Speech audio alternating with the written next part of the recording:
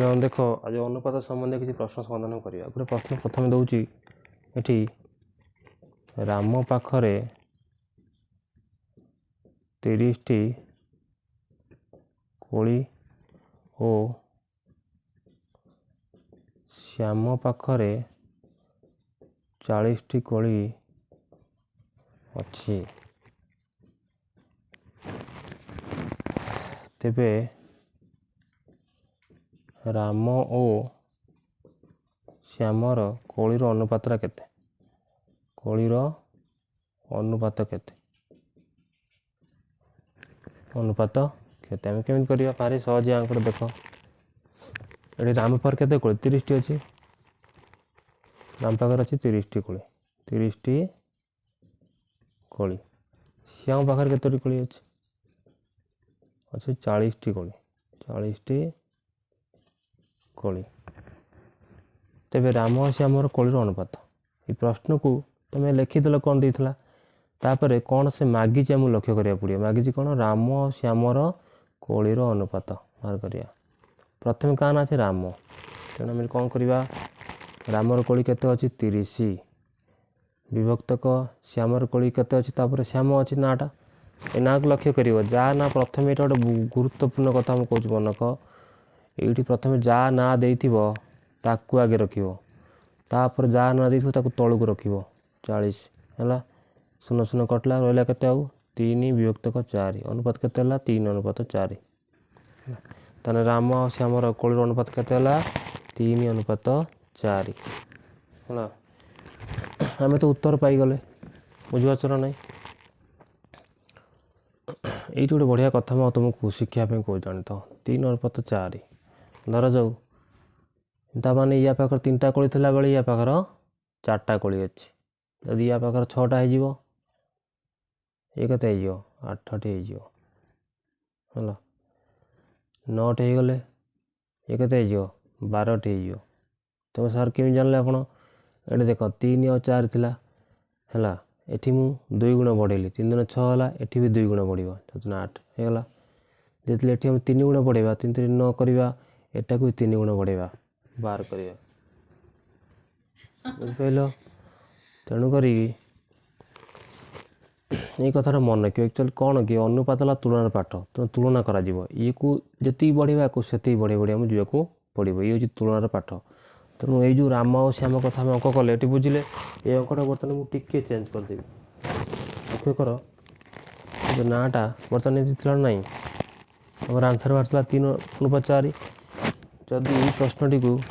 आगे आम श्याम रखदबा तापर क्या राम ताले एठी उत्तर मध्य अलग हम कहीं ये उत्तर मुझे आउ गोटे तलू कर देख ये से उत्तर कौन हम ना रामर कोली केते 30 श्यामर कोली केते प्रश्न थिला 40 किंतु प्रश्न एठी जो उत्तर मागिला आमको ये लक्ष्य करिबा आगे का ना दउची आगे दउची श्यामर ना तेणु आगे श्यामर कोली के रखियो 40 तापर कार कोली अछि राम तो ता तळको रामर कोली रखियो रामर कोली केतरा 30टा 30 0 काटिबो रहला केते 4 विभक्तक 3 माने 4 अनुपात 3 देख एठी उत्तर अलग एठी उत्तर अलग तेणु प्रथम कथा होची भारी सहज अंक किंतु गुरुत्वपूर्ण कथा एटा एठी आगे राम ना देला पिला कोन करिया आगे राम लिख देबे सेटा नुए तुम एठी लक्ष्य करियो से कार ना को आगे रखुची सेटा को आगे रखियो ऊपर लब जगह तळे सेकेंड नाटा को तळे हर रखियो रखी काटिबो जहा उत्तर बारियो तुम अनुपात सहज पाई जिवो ये गोटे गला अंक ये जो कथा कही गोटे मन रखियो होला आगे कहार अच्छे ना अंक भूल हम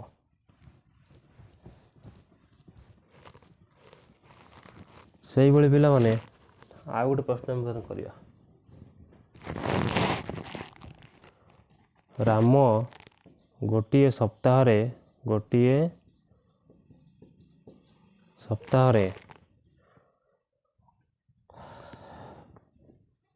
42 टंका रोजगार करे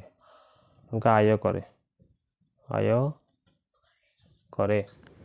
हैला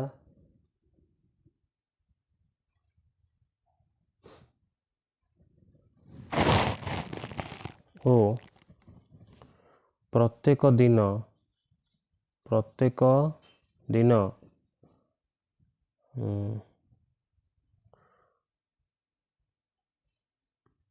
60 टंका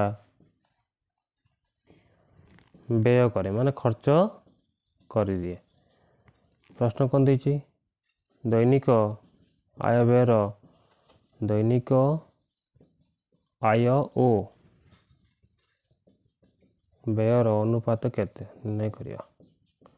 अनुपात केते केमिति करिया प्रश्न देख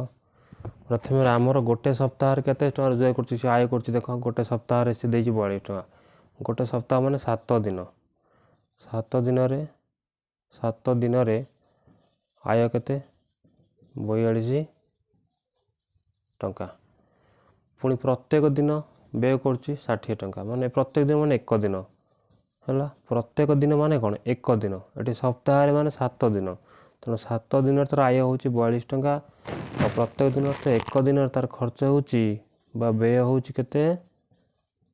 60 टका कि प्रश्न ये हम देता तथ्य प्रश्न कौन उत्तर कौन मागिच करने दैनिक दिन को आय और व्ययर अनुपात केते दिन को आय व्ययर अनुपात केते दिन को माने गोटे दिन रे आय केते व्यय केते तार अनुपात निर्णय करवा ये तो 7 दिन अच्छी आयटा ये गोटे दिन व्यय अच्छी यहाँ सुविधा आमको दे देछि कारण आम कौन बाहर करिया दैनिक अनुपात दैनिक आय व्ययर अनुपात बाहर करिया साप्ताहिक अनुपात दैनिक आय और व्ययर अनुपात दैनिक माने कौन ना दिन को आय केते 7 दिन आय केते अच्छी 42 टका एक दिन आय केते हम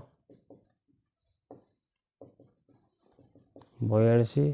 हरण केते हम 7 केते हम 6 टका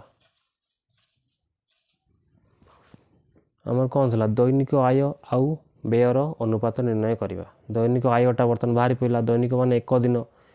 दिन आय देला प्रश्न रे देला कौन सप्ताह आयटा देला सप्ताह 42 टका आय करथला मु बर्तमान एक दिन आयटा बाहर करदेली आउ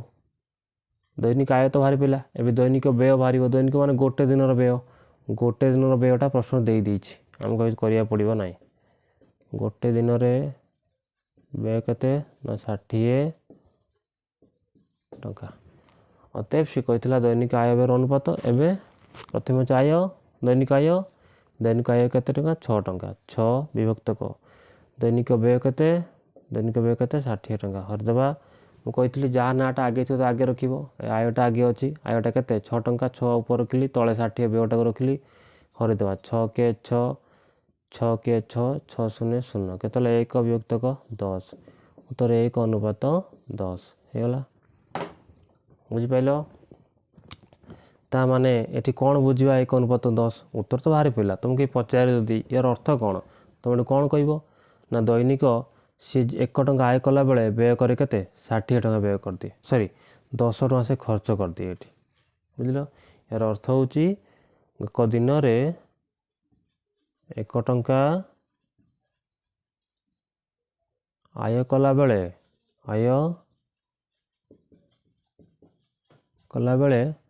10 टका खर्च करे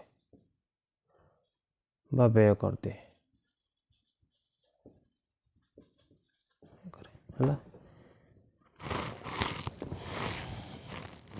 10 गुणा अधिका बुझीपार तो ये 1 टका आय कर 10 टका व्यय कर गोटे दिन में 1 टका आय कर गोटे दिन में 10 टका व्यय सी कर खर्च कर दूसरी केते गुणा है 10 गुणा ये तुलना पाठ आम प्रथम गोटे वीडियो देखो पढ़ी अनुपात होची भाग क्रिया द्वारा तुलना करवा है केते गुण अधिका होची केते गुण ये कला बेले ये 10 गुणा अधिक खर्च करुच्ची बुझिपार।